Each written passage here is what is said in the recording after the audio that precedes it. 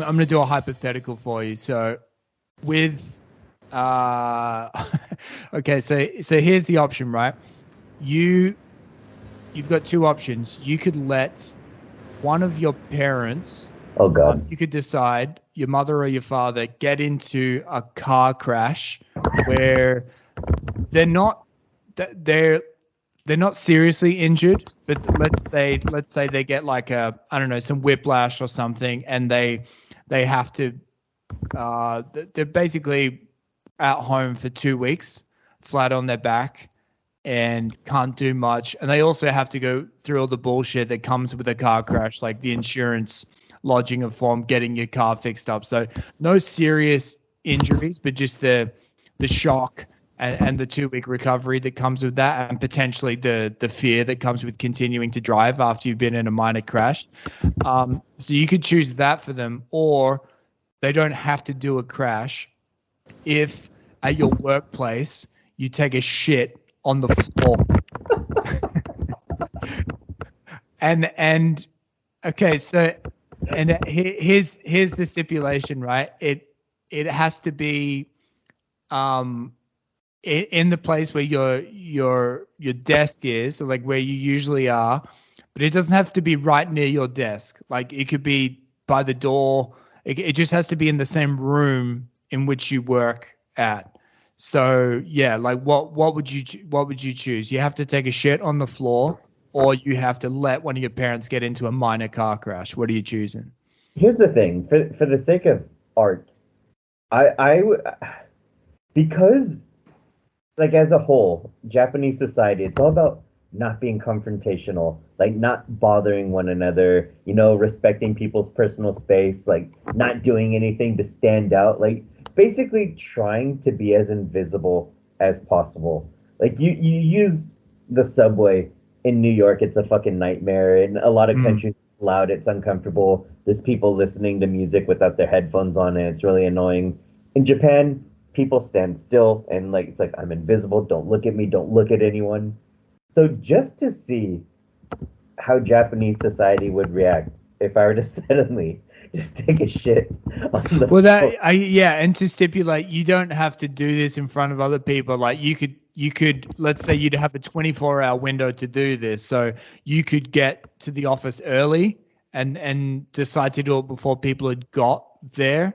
And then like, I'm not sure if there's security cameras, like how you'd negate that, or, so it's not a public, you wouldn't have to do this in front of other people if that, just to give you some more information on the challenge at hand. But it would almost be more interesting to see, like, what if I did do it in front of them? Like, to what point would they be like, enough's enough, we got to stop this, man? Or would they be like, hey, if I don't look at it, it doesn't exist? I'm tempted. Well, one, Thommy, who's to say I haven't done this yet? Potentially. Yeah, like there's this podcast I listen to, Legion of Skanks, and one of the dudes on there, really funny comedian, Big J Okerson, he often talks about how he's into scat porn, and not in the way where he finds it, at least he claims that he doesn't find it titillating or erotic.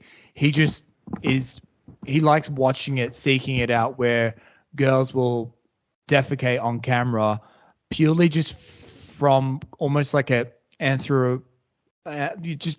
guess the sociological experiment perspective of like, why would this chick who's like, I don't know, a 7 or 8 or even maybe a 9 out of 10 is willing to do this on camera, like forever, put it on the internet.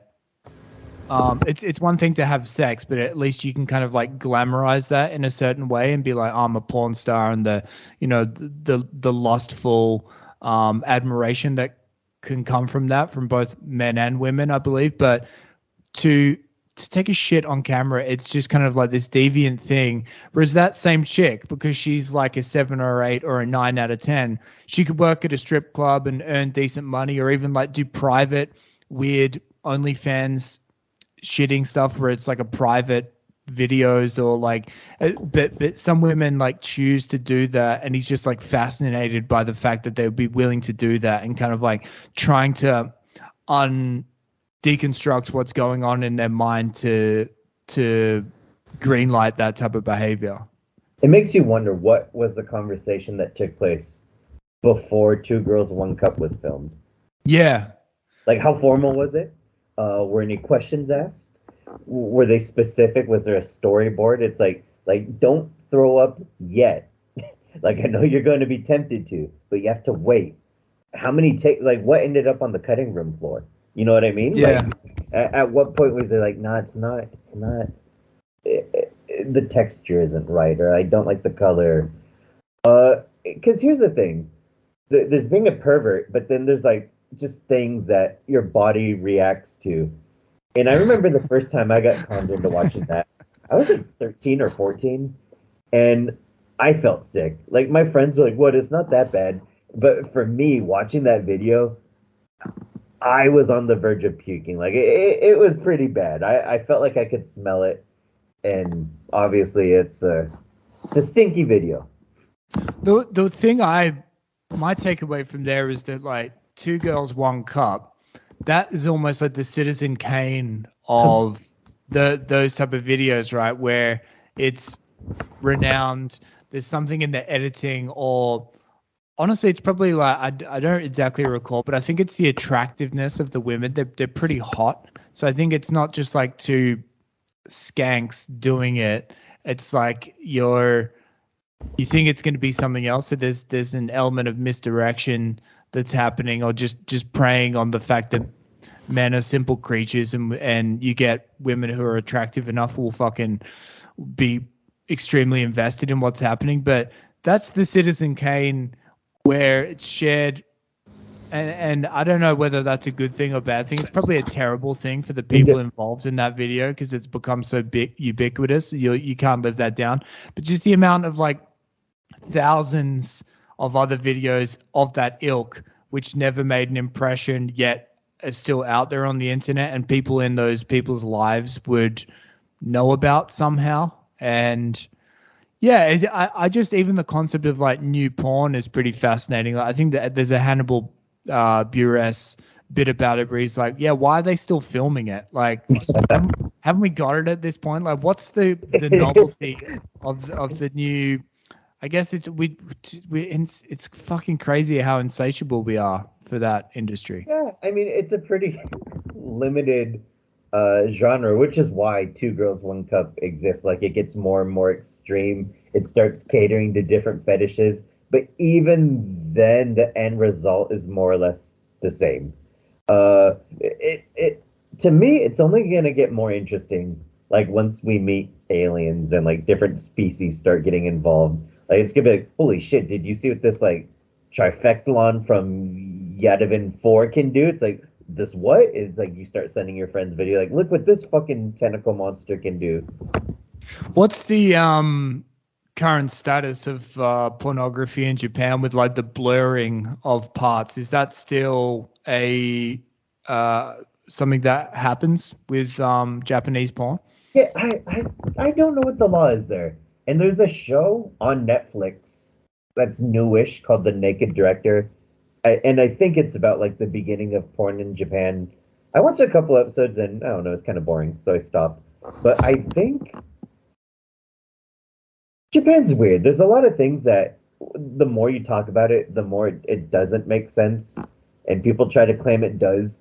I think it's one of those things where the act of like filming unsimulated sex is illegal, but as long as you blur it's not. You can't prove that it's real, or some bullshit along those lines. It might not actually be that exact thing, but something just as stupid.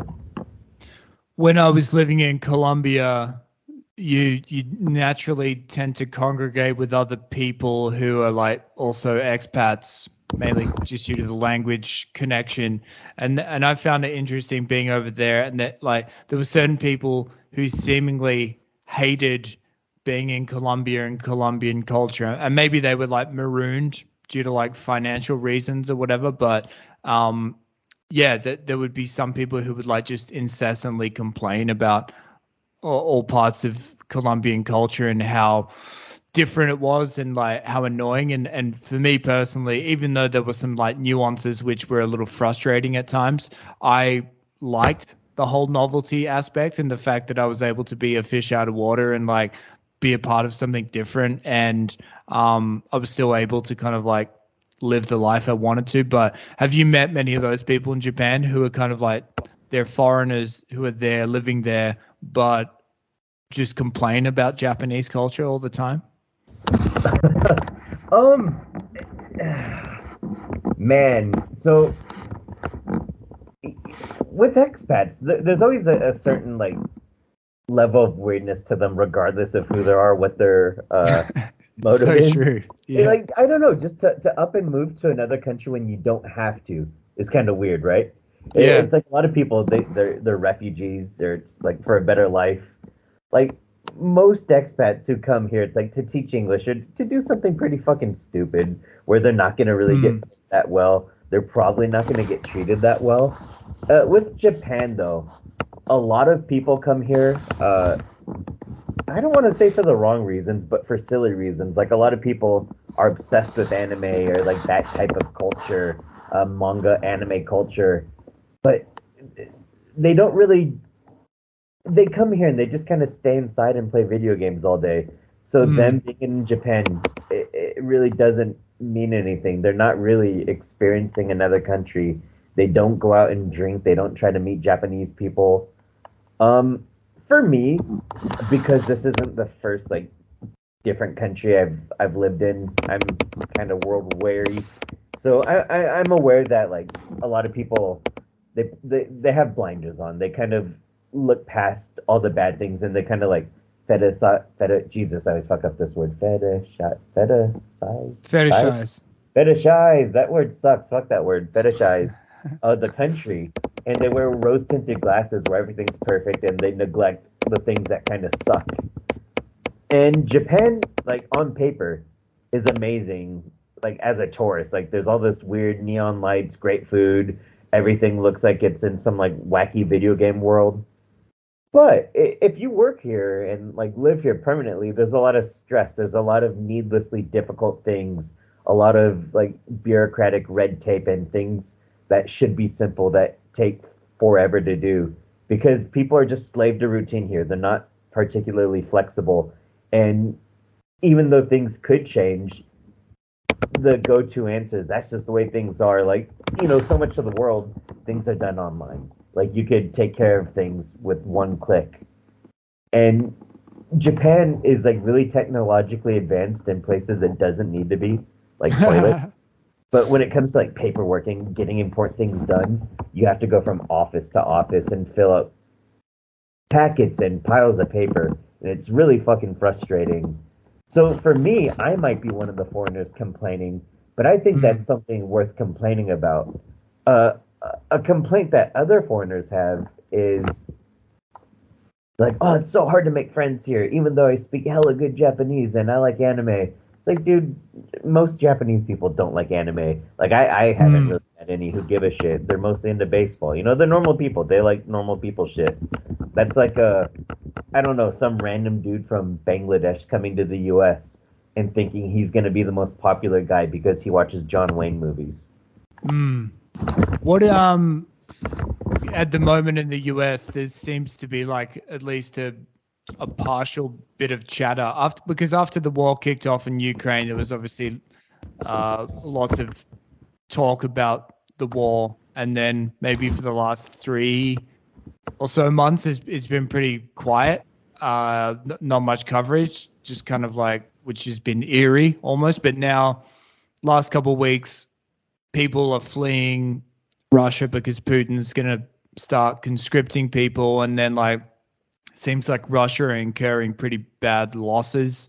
And so yeah, the kind of the question mark of like nukes has come up again, like whether Putin will kind of like finally lose his marbles and like sling one over the Atlantic and try and take out New York, or even like people are saying that you might throw a baby one and just like nuke fucking Ukraine. Yeah, that's kind of like re-entered the public conversation in a pretty tepid way at this point, but at least people are partially worried about that over here. I'm curious because of the history with Japan. Whenever someone mentions a nuke, are they kind of like, oh fuck, like not again? Or because like my impression of Japanese culture is that it's so like insular and worried about their own traditions and their own way of doing things that like external world politics or like world events seem they'd be pretty oblivious about. Like what's the kind of like with like let's just zero in on the Russia-Ukraine stuff that's happening at the moment. Do they give a shit over there, or is it like until it affects us we don't care?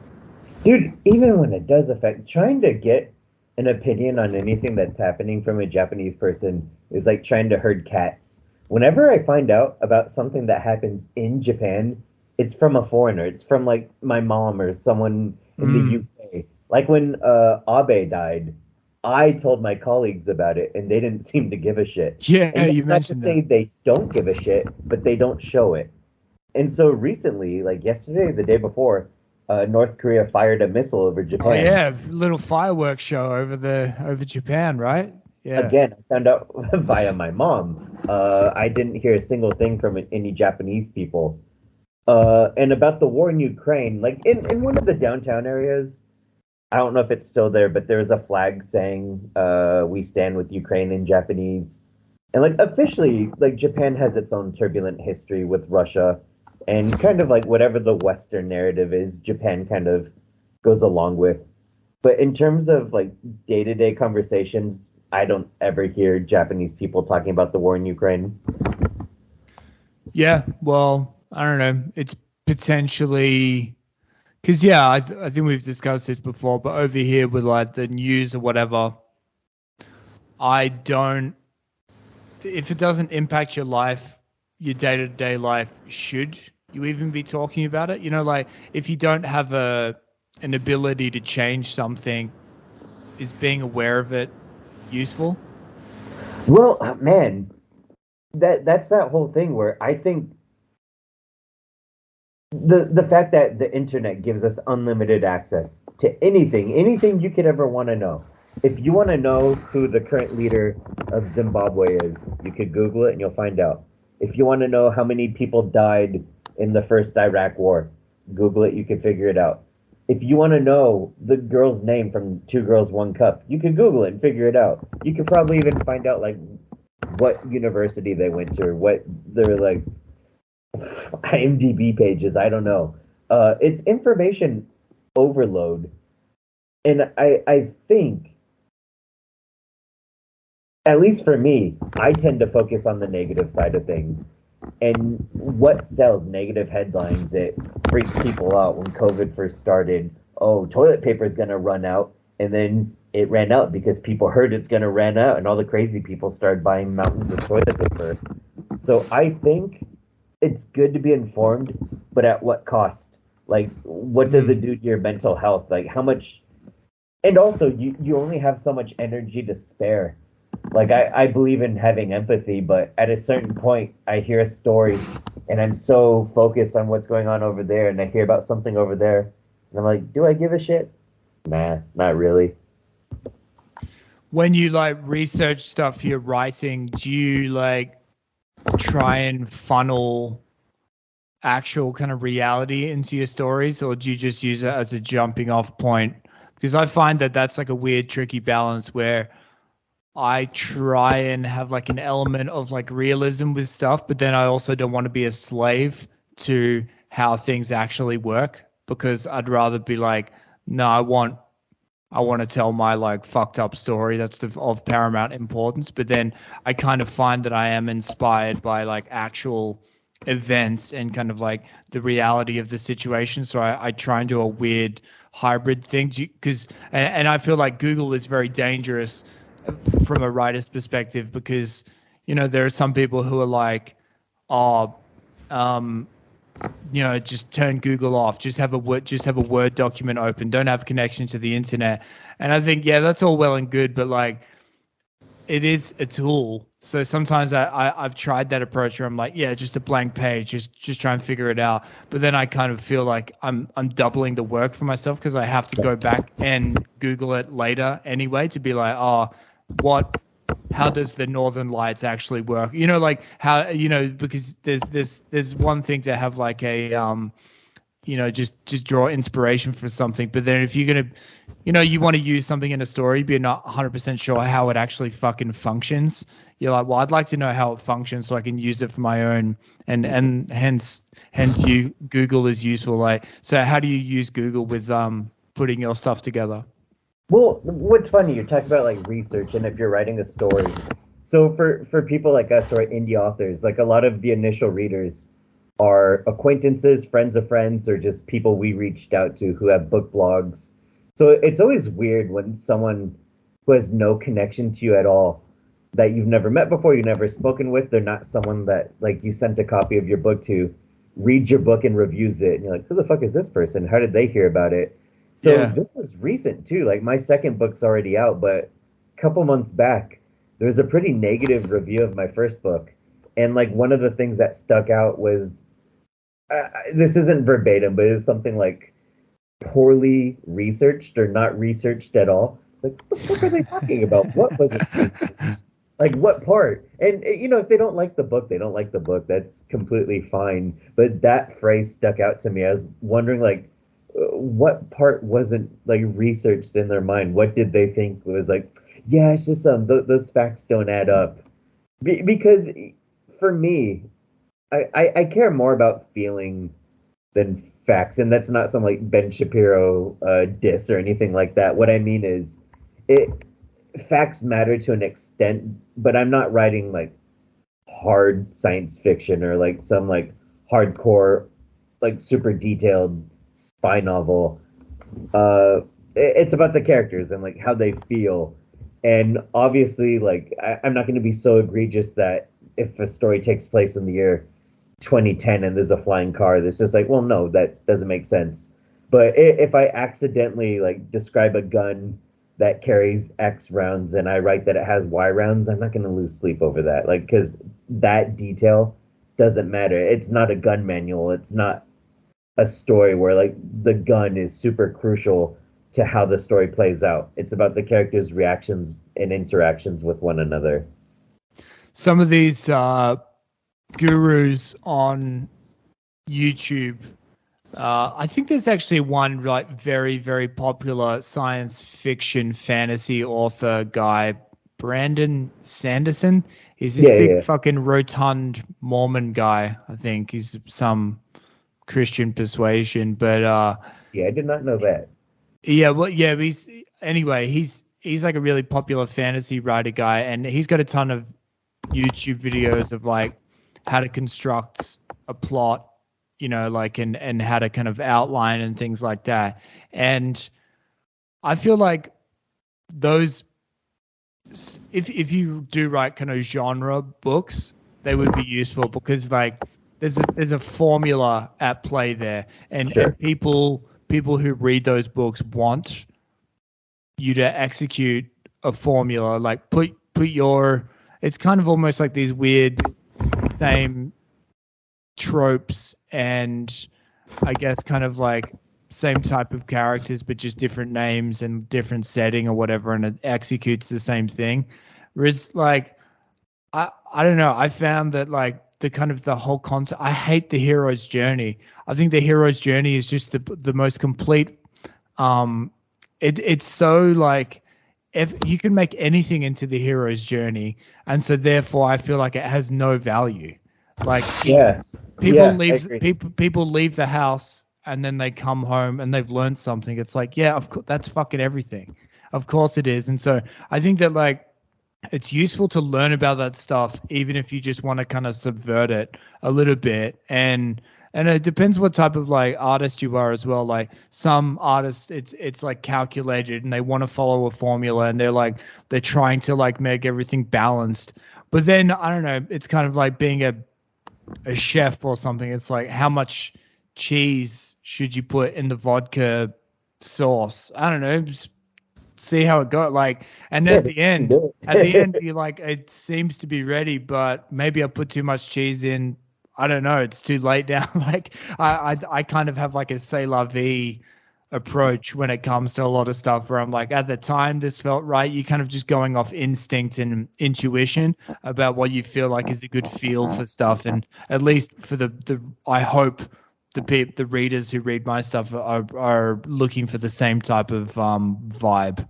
Well, the hero's journey, and whenever you see on YouTube like a master class, or like, here's the formula for writing a screenplay, the 12 steps, save the cat, or all that stuff, all that can ever do is at best teach you mediocrity. Like, at best, it can make you a mediocre writer.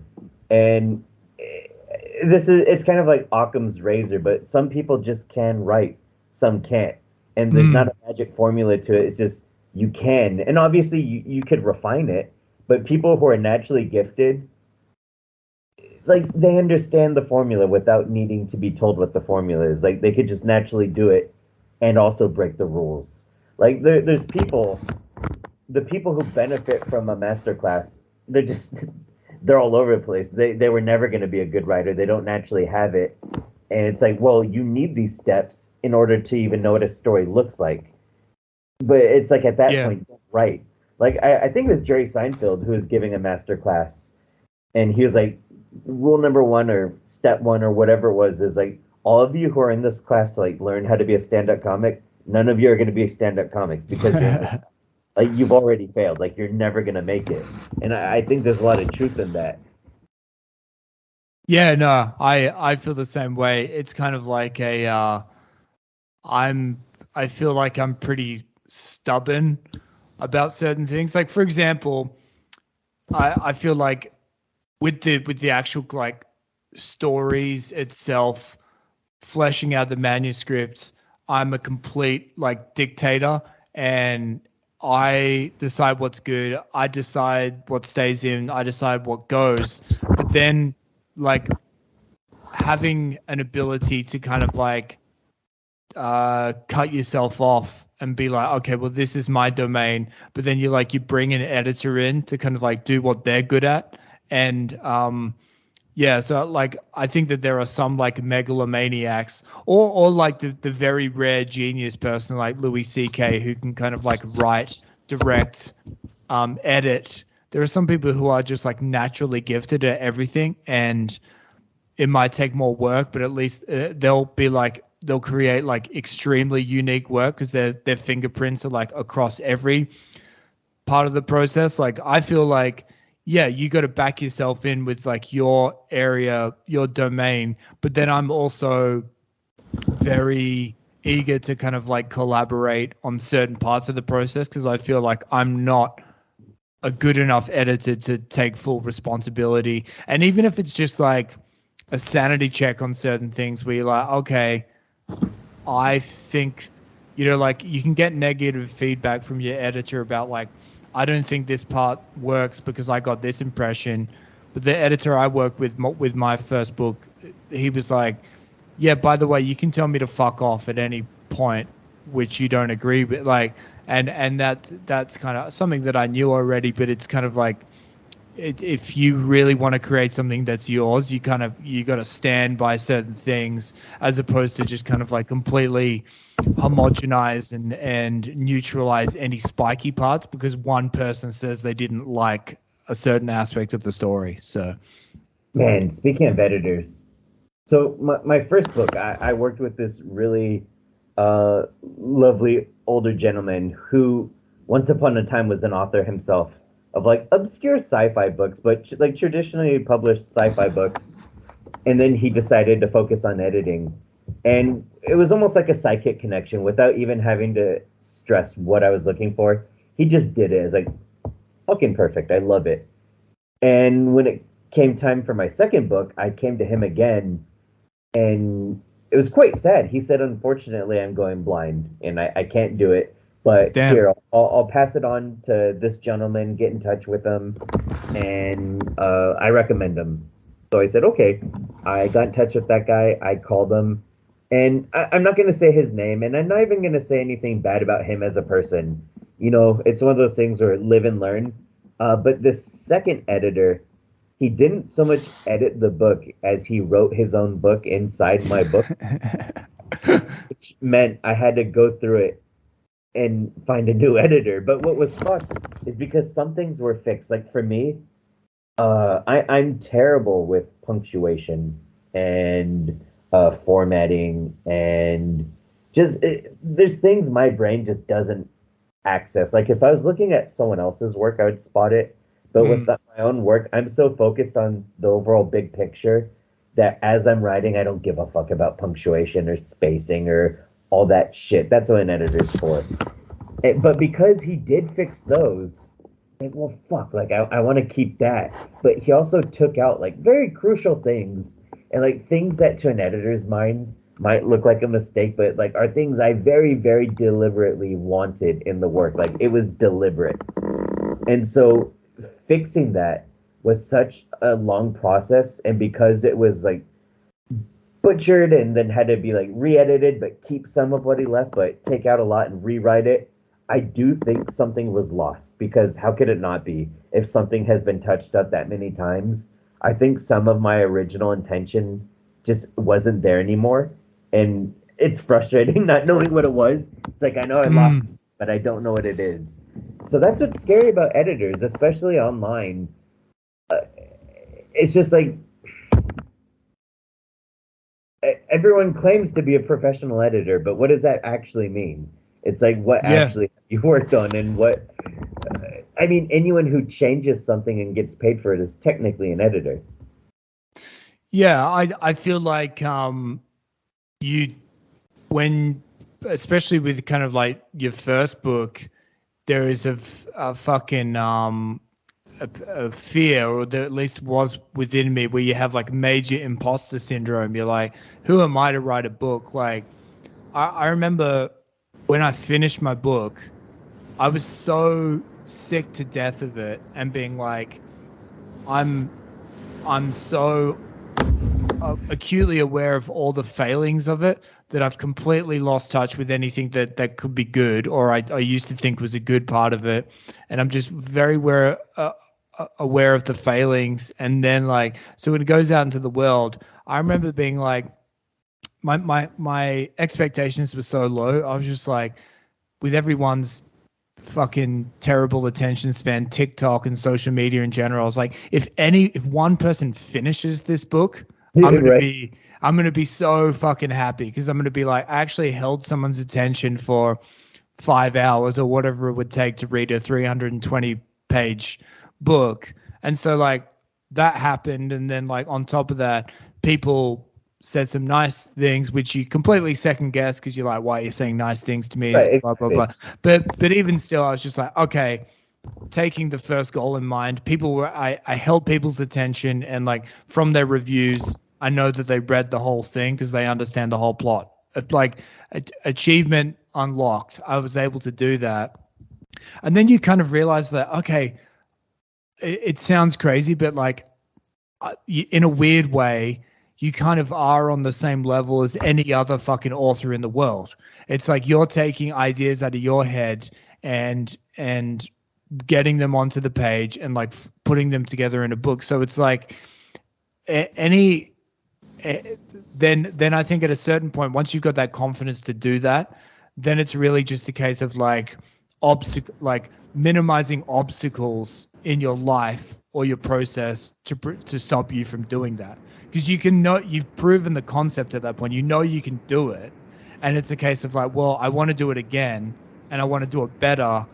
And so things like editors and other writers giving you bad advice, it's like all that stuff is just like an obstacle, and the brain's a fucked up thing. Like you'll often like look for obstacles to prevent you from doing it, to kind of like to sabotage yourself in some weird form of self-punishment, or like the imposter syndrome rearing its head again. So yeah, all the stuff that you said about punctuation, and like if that's how you write, then you've got to like find an editor who's kind of like cool with that and not going to be like, oh, you don't want to kind of like ruin your flow. So I feel like that's what's potentially most tricky about writing is that you've got to be like the drill sergeant in your head who like forces you to get up and work, but then also kind of like the loving hippie who's like, no, don't worry, man, that there's no commas. Like the commas will come when you need them, man. Like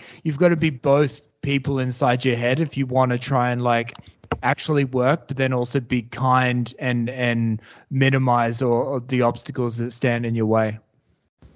Yeah, I mean, I agree 100%. Have you thought about much about because this is like an adaptation podcast, but like, would you ever, if you were gonna like, let's take CoinciDATE because I've read CoinciDATE, but like, if you were gonna adapt it, what would you imagine that's a movie or a TV show? A movie. And I know like more and more it seems like TV is the future, especially miniseries. But I think sometimes that's just overindulgent. It's people not wanting something to end. It's like let's milk this for as much as we can. But I like the idea of something being short and sweet and fast paced. Yeah. I also like the idea of so often there's a great book that is adapted into a mediocre TV show or movie. I like the idea of like writing a mediocre book, but some great filmmaker like turning it into an amazing fucking movie. Like that's kind of my dream. It's like let me shit out a book. Let me write a book in like 2 months, and it'll be like okay, like not the best thing ever, but some phenomenal talent will turn it into the next big movie. But in terms of CoinciDATE, I think 2 hours, no reason to make it any longer. Like even 2 hours might be pushing it. And do it fast paced. Like the ideal tone you would want is like the like someone like the Safdie brothers who could give it that kind of manic energy where you're always kind of on edge. Like it is funny, but it's also like incredibly dark and depressing and grimy, and it doesn't really give you time to catch your breath. It keeps moving. So I think something like that would be the way to do it. How about you? What have you thought about concerning your book? Because it takes place in South America, is that Sebastian guy? Maybe no. I guess because mine is kind of like more of a crime, not like I would probably actually be thinking a TV show, and because for me, like take a show like True Detective, you know, like the what was that, like 8 episodes, 6 or 8 episodes? I'd want to replicate that with if I was going to adapt Any Day You Can Die, purely just because, you know, for example, in True Detective, you have those like 5-minute scenes of them in the car just talking about religion, or like one's religion and the other person's lack of religion. Like I love because there's kind of similar scenes in that where it's just kind of like random subplots that are about the conversation, and in a movie you typically don't get the opportunity to have those kind of like spaces to breathe and explore weird subplots. So yeah, if I in a perfect world where I could play God, I would choose like a 6 episode HBO series or whatever for Any Day You Can Die. And just what you said in terms of concept of adaptation. Like I remember I used to listen to Bret Easton Ellis's podcast, and I think he was just using it as a way to kind of like hype himself up or promote his podcast essentially. But he kept saying how he was desperate to direct or be involved in the 50 Shades of Grey adaptation, because he said that on his podcast, he kept going on and on about it. And I'm not sure if you remember that, but that was a self-published book, came out. Yeah. And it was like, I think it was like a Twilight fantasy, fanfic thing. And then, so, you know, incredibly popular, like one of those self-published books that like pops off once every 10 years. And Bret Easton Ellis said something interesting where he's like, I think it's a terrible book and not great, but I think the relationship is a really unique relationship and something to be explored. And I feel like for me, as I mentioned before, with my book, and I'm sure lots of first-time authors feel feel this way about their first book, but like I see all the problems with it. It was particularly difficult doing the audiobook because I was like, I fucking hate this at this point, but I still have to like, you know, include the parts that I don't like anymore because that's just. But what I think the benefit of an adaptation would be is that you could actually collaborate with other people, especially in a different medium, to be like, what?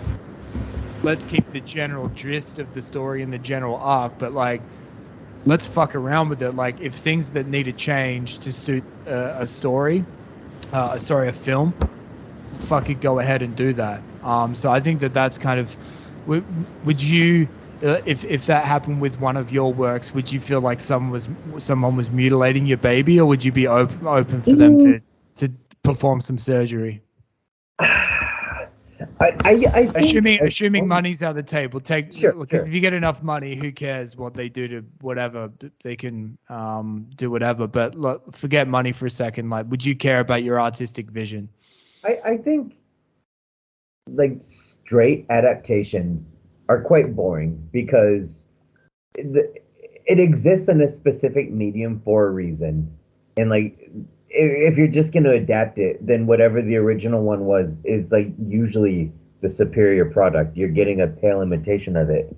So I think what's more important, rather than doing scene for scene, shot for shot, like capture the essence of it. As long as you capture the essence and you don't try to turn it into something it's not, you can move things around, take a character out or combine a character, add your own subplot. Like Peter Jackson's Lord of the Rings movies. There's a lot of changes, but not to the point that it's not Tolkien. Like he got what was crucial. He understood like why those stories were special to people, but he is also like, oh man, there's like 40 fucking pages of someone looking at a tree. That's boring. Like, get rid of that. And you know, the purists aren't going to be happy about that, but it's the right call. And then you have something like the Da Vinci Code, which, you know, it's a bad book. But then the movie is like a shot-for-shot adaptation, and it's a boring fucking movie. So butcher my book, you know, butcher it as long as the soul is there, you know, like don't try. Oh, here's another example. Have you ever read Catch-22? I never read that. No, it's on my list. It's one of the funniest books ever written. Like it's like almost like absurd how fucking funny it is. And it is dark. It's a war book. And a couple years ago, like pretty recent, George Clooney made a miniseries out of it. And I've never seen an adaptation miss the point so hard. Like it is the story, it's the characters, it's the same beats, but it completely removes the humor from it, which is so crucial. And I've never seen that story like feel so boring. Yeah. Well, that happens. That happens from time to time. Like I don't know. For some reason, I think of that. I couldn't even get through it. But it's called something. The End of the World, where it's about David Foster Wallace. Jason Segel plays David Foster Wallace, and it's about a Rolling Stone journalist who comes and hangs out with him. And I think I read the Rolling Stone article, and then the adaptation, I was just like, everything that's kind of like cool and intellectual about David Foster Wallace was kind of straight. It just made him goofy as fuck. And yeah, and I guess he was kind of goofy and a little, but I don't know, maybe it was just bad casting. But while we're being self-indulgent, just to kind of like wrap things up, let's say, because I always loved with Train Spotting, Irvin Welsh gives himself like a little cameo in it. It's just some like random druggie, and it's just like a tiny a cameo. If CoinciDATE was turned into a feature film, you could play any character in the book or create a new character as a cameo, or if you wanted to fucking say, no, David is now an actor, who would you play in the book? I mean, I hate the sound of my own voice. I hate looking at myself in the mirror. So hopefully I'm just like someone who gets shot by a bullet. All right. Yeah, that's a great idea. That's a fucking awesome. Give yourself a really gory death of the shooting. Yeah. Yeah, I think for me, and Any Day You Can Die would just be like a coked up Aussie at a party or something. I call me crazy. I feel like you could pull it off. I reckon I could do it. Yeah, and it would be great as well because the main character is Australian, and then I could just be talking really loud Australian coked up, and he could be like, I'm not going over there, fucking Aussie, coked up Aussie. Yeah, so, all right. I think we did it, man. This was our, what's it called when a season, like in Breaking Bad, they had the Fly episode where it's called like a bottle episode. Yeah. So this something is like that, episode. I think, yeah. Yeah. I like that idea. Just kind of riffing.